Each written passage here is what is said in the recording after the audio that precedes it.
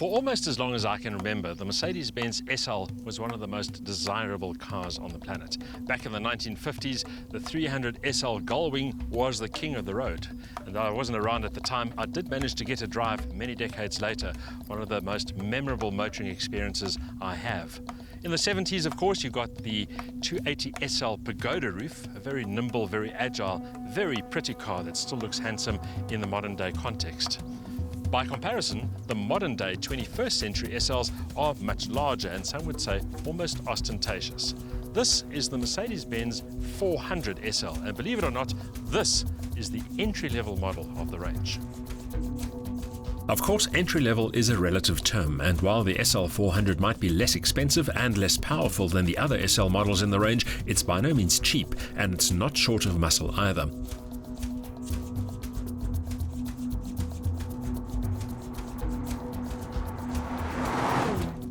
Perhaps most pertinent here is that the engine under the bonnet is an all-new V6 and that our test car is equipped with the AMG line trim package.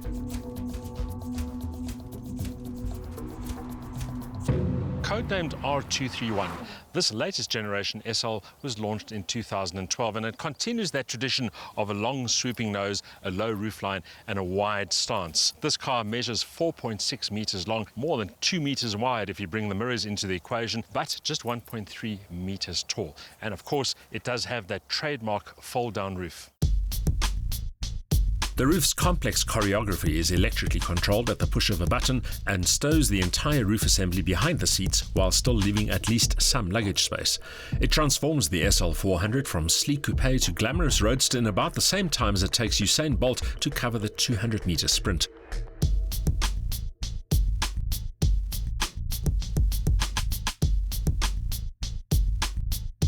Much of the bodywork is fashioned from aluminium, while close attention to detail benefits overall attraction.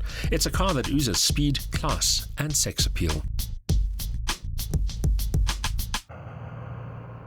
Considering the size of this car, the cabin is almost ludicrously small, although of course it is focused on 2 occupants only, and those occupants are lavishly looked after in luxurious comfort.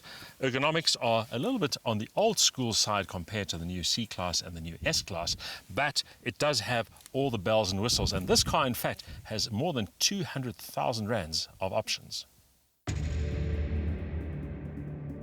One of the more expensive items on that options list is the glass roof, which can be transformed from opaque to clear by pushing a button. But while the list of optional extras is extensive, the SL400's standard execution is fairly comprehensive in both luxury and safety terms. The AMG line trim level adds a sporty touch with form-hugging bucket seats and a flat-bottomed AMG steering wheel.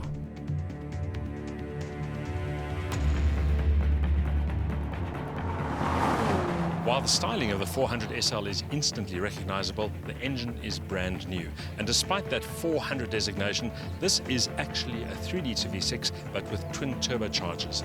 Maximum power, a conservative 245 kilowatt, but those twin turbos really count in the torque department, 480 Newton meters of maximum torque. Drive is to the rear wheels via a 7-speed automatic gearbox.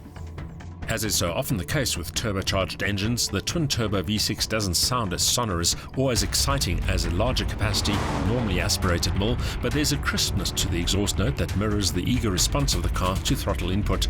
The 7-speed gearbox is slick in full auto mode, but becomes swifter and snappier in sport mode, especially with manual override. In fact, driven with enthusiasm, the SL feels more spirited than its exterior dimensions might suggest. It may not be as powerful as the AMG models, but this 400 SL is no slouch in the performance department. 0 to 100 in 5.2 seconds, top speed 250 kilometers an hour, and there's plenty of low-down shove from that twin-turbo engine. But really, the straight-line performance is only half the story. What really matters here is how it handles itself on the road. Always competent and a little understated, the SL400 covers ground with effortless ease, confirming its credentials as a Grand Tourer rather than an out-and-out sports car. Despite all that aluminium, the SL400 still weighs in excess of 1,700 kilograms, while the suspension does a good job of ironing out wrinkles in the road, but at the cost of driver engagement.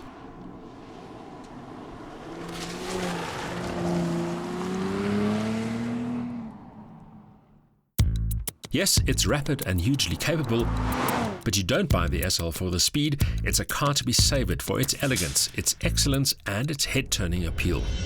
There was a time when the SL was the only sports car in the Mercedes-Benz arsenal, but of course that's all changed. These days there's the smaller, more agile and perhaps more endearing SLK.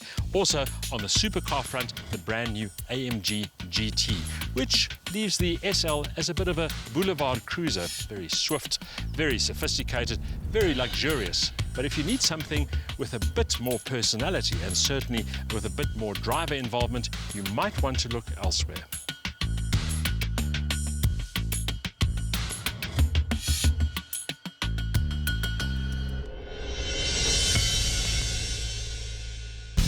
A new generation twin-turbo V6 offers ample power and stonking torque, ensuring effortless performance, while the sleek appearance and superb convertible roof add elegance and a touch of glamour. A lavishly appointed interior delivers real comfort, even over extended distances. But you can't deny that this is a very big car for just 2 occupants, and that the driving experience lacks the engagement the straight-line performance figures suggest.